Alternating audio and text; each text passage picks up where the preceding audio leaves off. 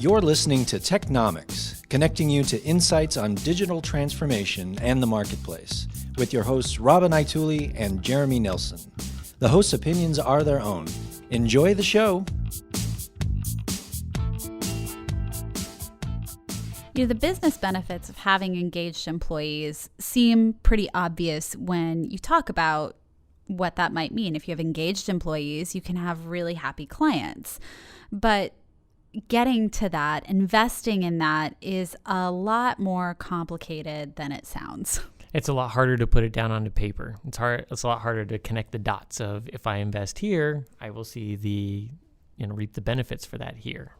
I think it's a universally understood notion, though, that when you have things like great communication, effective collaboration, scenarios where people can be truly productive, you're gonna see those benefits. Absolutely. Even just in the demeanor and the behavior of the people that are interfacing with your customers, because they're going to feel empowered. And when they feel empowered to make something happen and to change someone's perception, usually they do. Well, that empowerment is something that's really striking as well, because you've got to enable people to be able to make decisions that are in the best interest of the customers. Yep. And they need the information and they need the lines of communication in order to be able to do that. Absolutely. When we come back, we're going to talk with Doug Fink, who leads the modern workplace practice, and he can help us communicate a little bit better about some of these workforce enablement issues.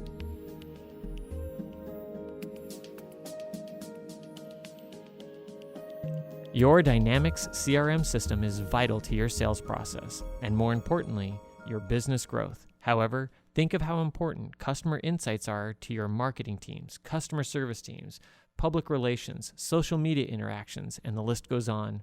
Let Blue Metal take your Dynamics CRM to the next level with full lifecycle customer relationship management, enabling you to attract and retain customers, define and improve sales processes, offer consistent interaction across all sales and services channels, a full 360-degree view of your customer with ubiquitous access, including mobile platforms. And Blue Metal's Connected Field Services allows for proactive service delivery and real-time insights as to how and when your customers are using your products, resulting in improved service level performance and with the ability to leverage Internet of Things-based telemetry, metrics, and predictive analytics to have a real-time view of how and when your customers are using your product and proactively schedule service, raising quality and reducing costs to you and your customer. To learn more, visit insight.com/BlueMetalCRM. That's insight.com/BlueMetalCRM.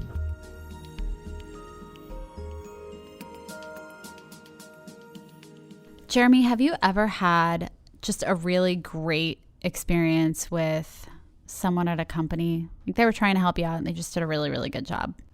That's a good one. I can think of lots of negative ones, but as I think of, I actually have had some positive ones.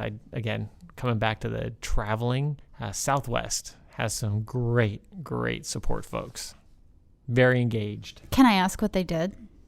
One of the things was we were late taking off, and it was the flight crew on board who obviously recognized the amount of tension, right? So it had already been like a plane swap because of mechanical issues, and we were delayed. It was like an hour and a half delayed.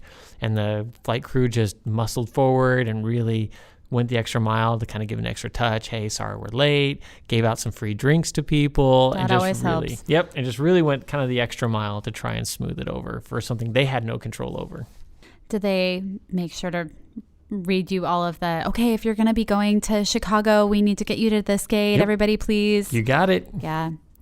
And they probably had a few tools in their pocket to help make sure they had the right information to make that experience better. Oh, yeah. And the way that they were able to process a pretty substantial line. It was a full flight, a lot of people to have to deal with. Obviously not in the most pleasant of states at the time, but the tools that they had, the attitudes that they had made all the difference. So in this instance, it sounds like they had two things really working to their advantage. Some great technologies that were allowing them to communicate and free drinks. Yep. Those two together, probably I would reverse the order.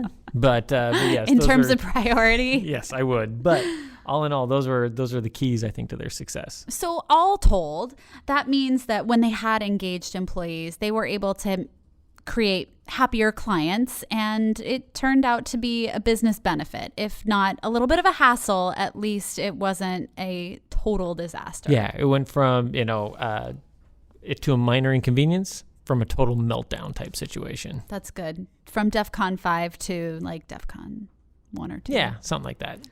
Well, having engaged employees is increasingly dependent upon the kinds of communication technology that you are able to give to your workforce, which is why we have none other than our own Doug Fink, who leads the modern workplace practice at Insight, to help us talk through some of these issues. Hi, Doug. Well, hello, Robin and Jeremy. Thanks for having me today.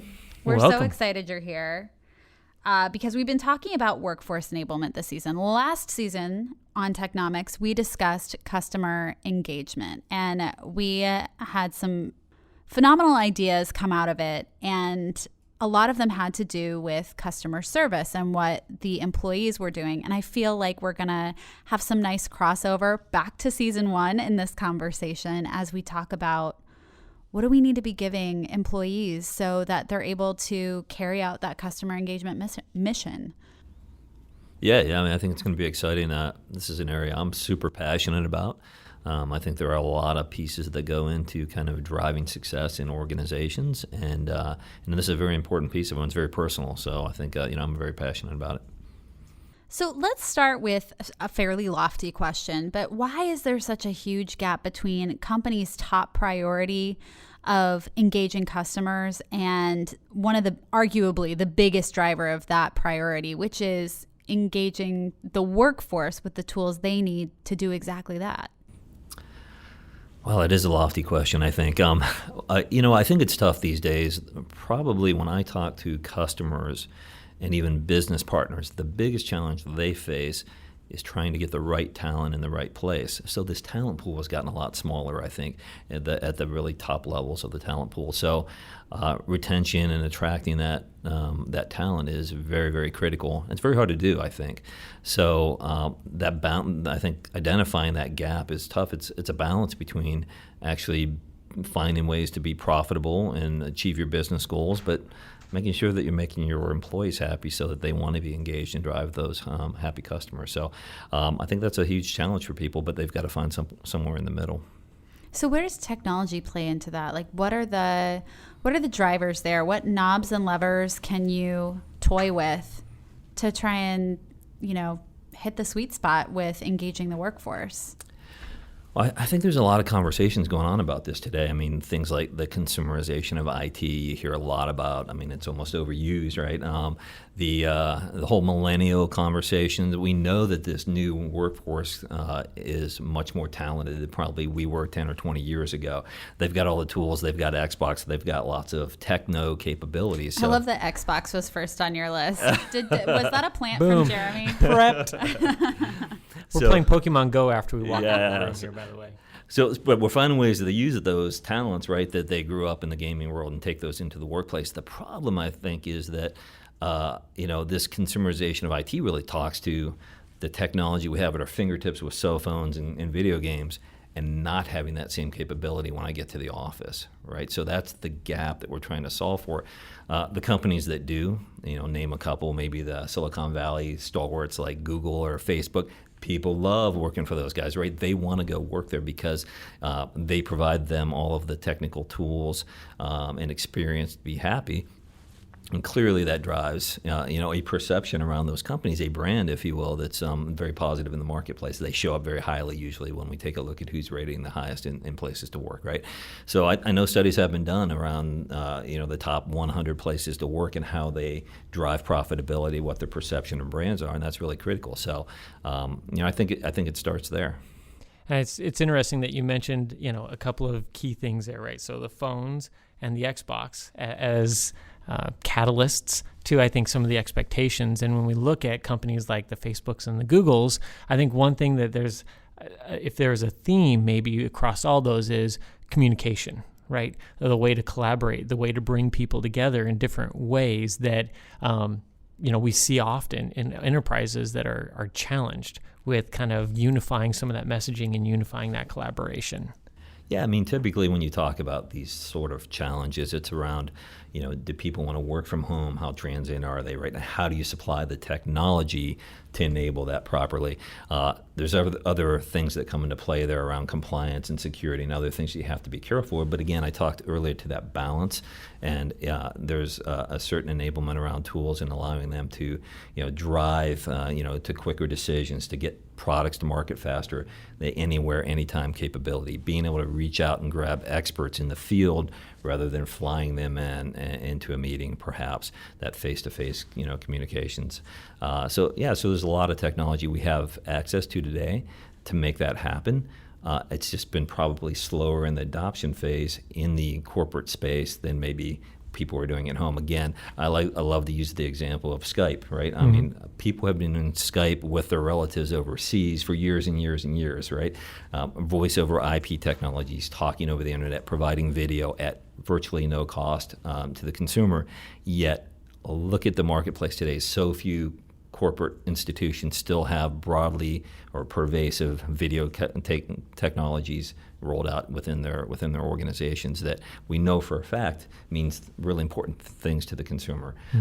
Being able to see that baby that was born overseas, maybe while I'm deployed in the military, those kinds of, we know that face-to-face communication is huge. So why are we not taking advantage of that? And I would suggest that one is education.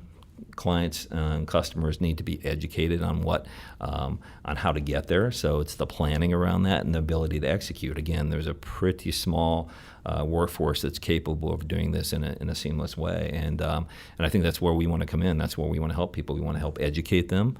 We want to help build a plan for them to get there, because it doesn't happen overnight. It's something that happens over months and years. But you've got to start now with that plan, and then once you start rolling out that plan, we want to help them execute on that.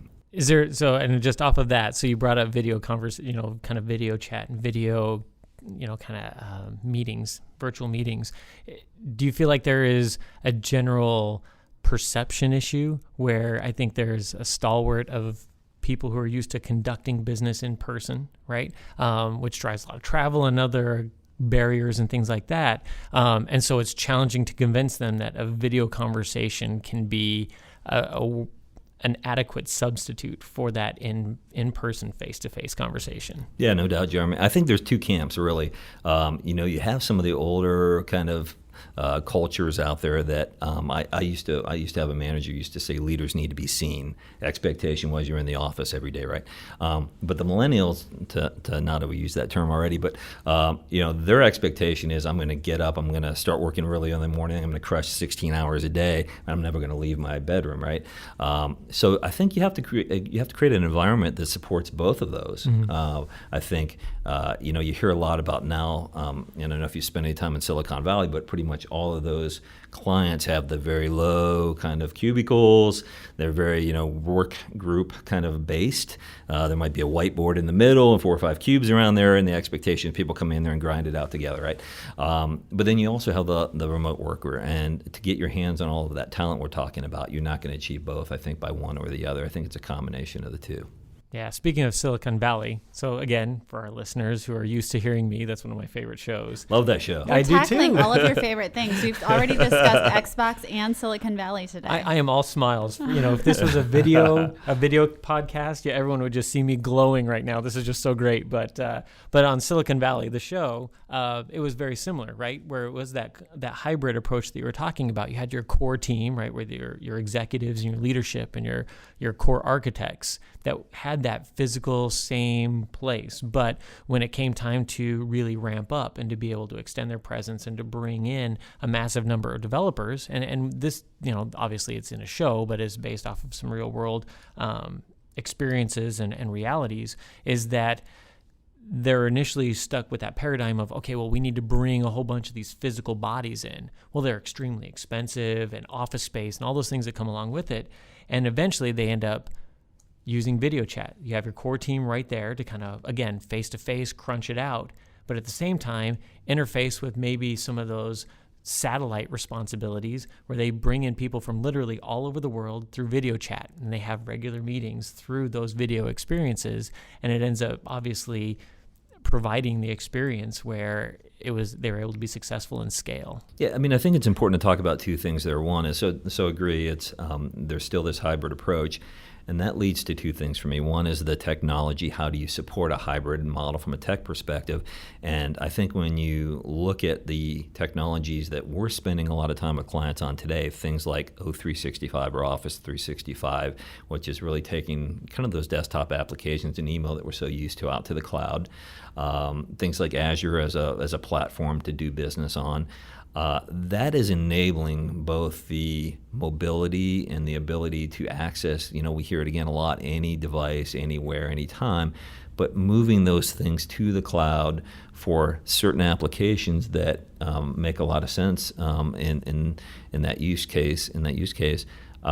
That's really important to getting us there. It's either cloud-based, it's premise-based, and now even more so a hybrid solution of the two. So that's kind of the technology. So as we've moved the technology out to the cloud, we've enabled it from a technology perspective. And we've been pretty good at that. If you look at all of the migrations to, for email to the cloud and those work streams, we're seeing a lot more just kind of the platform as a service capability. So we're moving a lot there. We've got that figured out. I think we're pretty good at that. But what people are not real good at is the change management or the adoption behind that. So you talked to video, and I think this is so critical. We really, really have to spend a lot of time with customers to make sure they understand not only do you put in the video, but you have to spend a lot of time helping people understand why they're using video, because their hair is messed up or they don't like to be, not everyone's a Kim Kardashian, right, with popping selfies one after the other. So you have that challenge, and then you have to I'm sorry for the interruption. Are you suggesting that corporate cultures also need to, when they deploy video conferencing, issue contouring and other makeup tips? Or it's an added service I hadn't thought about. I think we have an opportunity there. There we go. There's probably good margin in that. Listen, all we need to do is create an app filter, right? I mean, it's just like Instagram. There's $1 million in this, probably a whole lot more. Well, I'm going to admit I know more about the Kardashians than I probably intended to on this podcast, but if you look at the money they're making off their applications, I think it's going in the right up. It's going in the right up for this. Direction. But I am definitely saying that the time on the back end has to be spent to change culture. That does not happen by enabling technology. That is really adoption and driving culture change and spending a lot of time. So I think what you're seeing is customers having to wrap their minds around shifting their investment dollars from the front end and the product cycle to the services heavy adoption capabilities and the change management. And that's a big shift for people.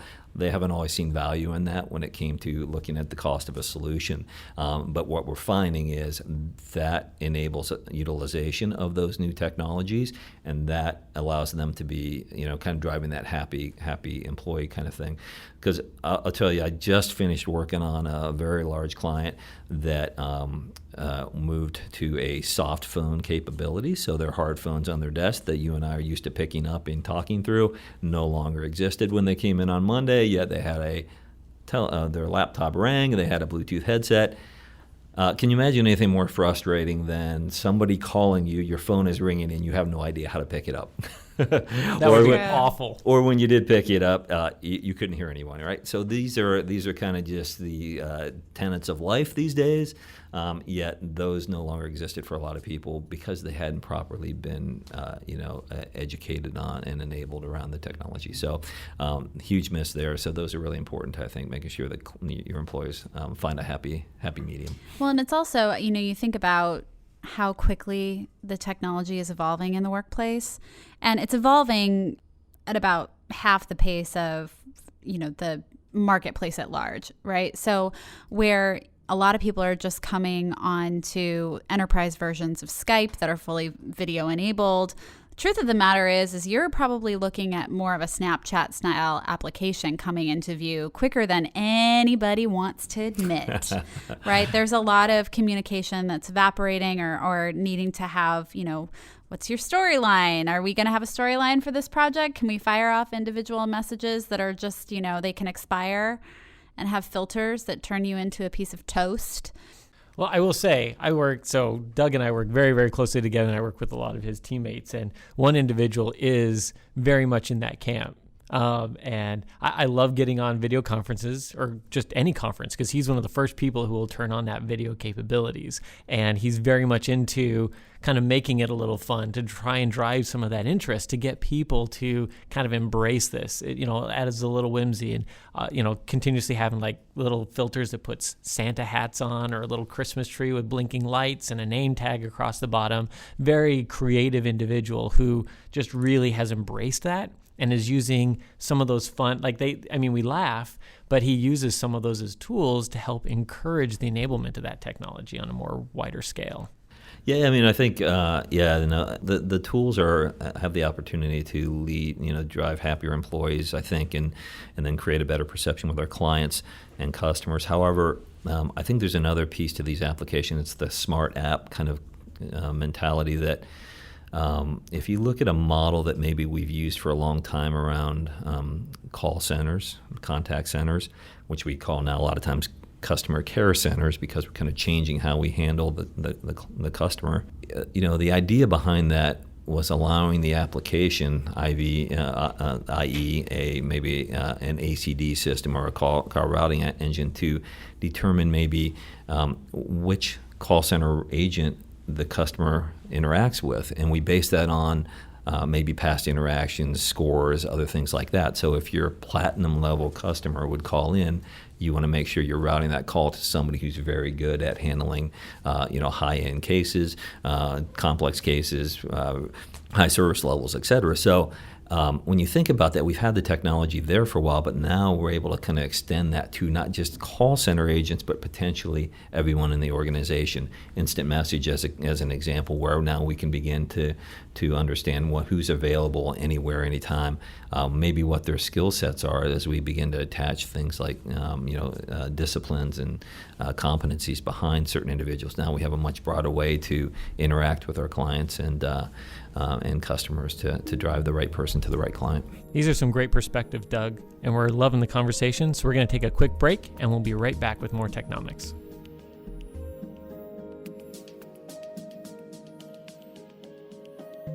Jeremy, do you ever feel like you have a hard time figuring out what the most important technology news is on a weekly basis? Always. I never seem to know where to go. There's so much of it. So much. Fortunately for people like you, there is The Script, which is one of our newsletters that's about the news, best practices, and current trends in technology. We have scoured the web and we've looked for only the most important things. So if, like Jeremy, you need a concise, valuable way to get the most out of the technology headlines, visit insight.com to subscribe to The Script.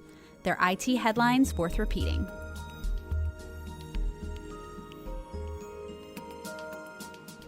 So there's so many different opportunities and technologies that you can put at the fingertips of your workforce, but how do you start to make the decision about which ones to invest in, especially when we know from things like the Insight Intelligent Technology Index that enterprise businesses are really struggling to keep up with their infrastructure? How do they make decisions about investing in the workforce and enabling them with the right technologies when they're still trying to play catch up?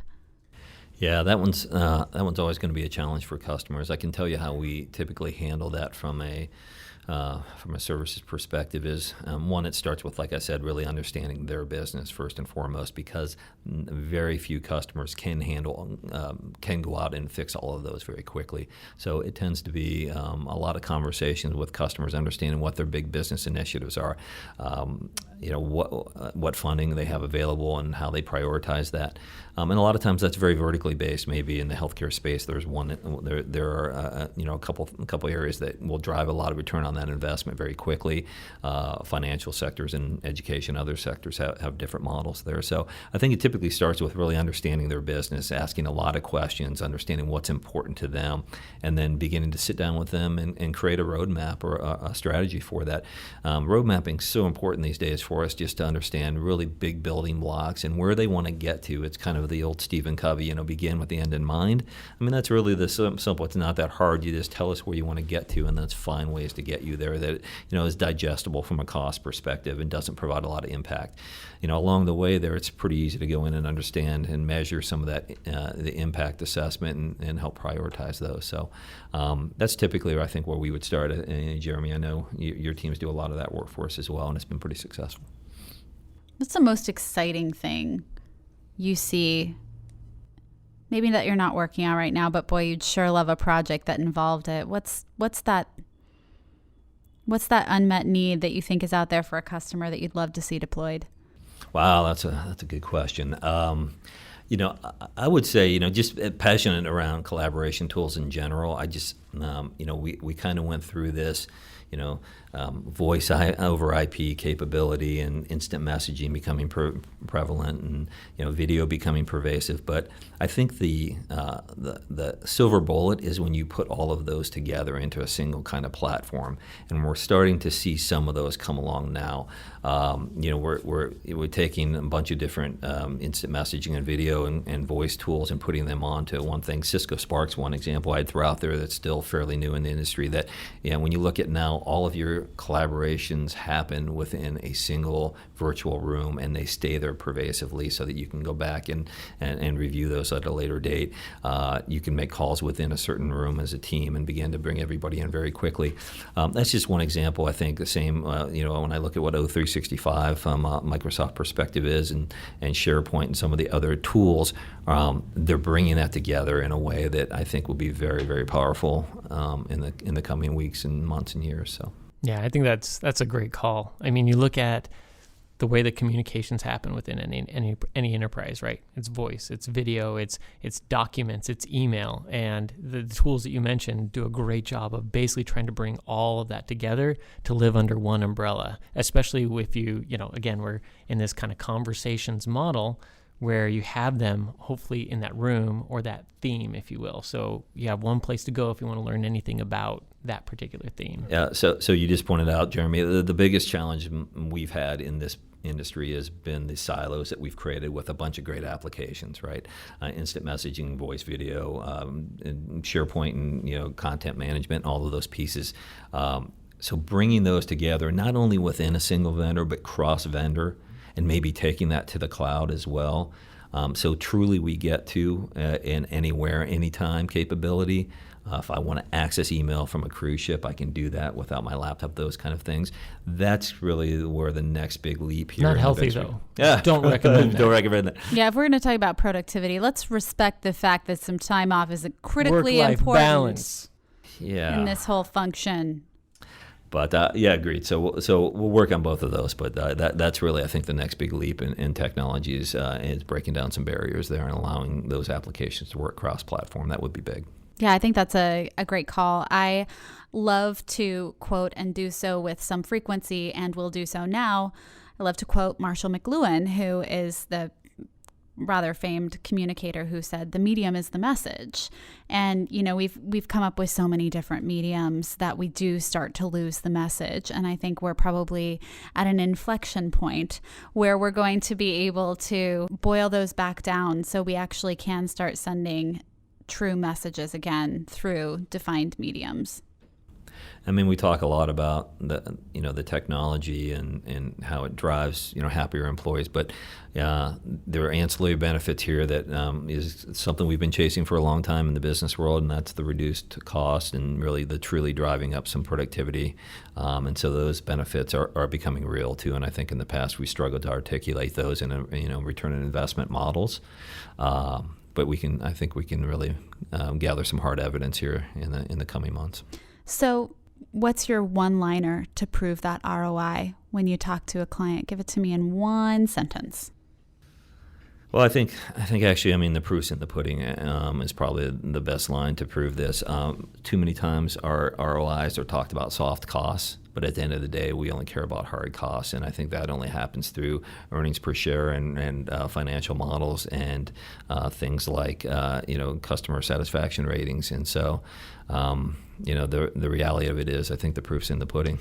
Well, and that is a great way to close, because the proof is in the pudding, and Forrester Customer Experience Index really backs that up, because they say that one of the key success factors for companies is customer satisfaction, and the link between employee satisfaction and customer perception and opinion is extremely strong. So employees that are enabled and that are happy are able to deliver on that customer experience. So the hard dollars are in some of the mushier stuff, which makes the pudding analogy so appropriate here. It's like the Oreos in the pudding. I mean, that could be like a crunchy surprise you're not expecting. We found another one of Jeremy's hot buttons, I think.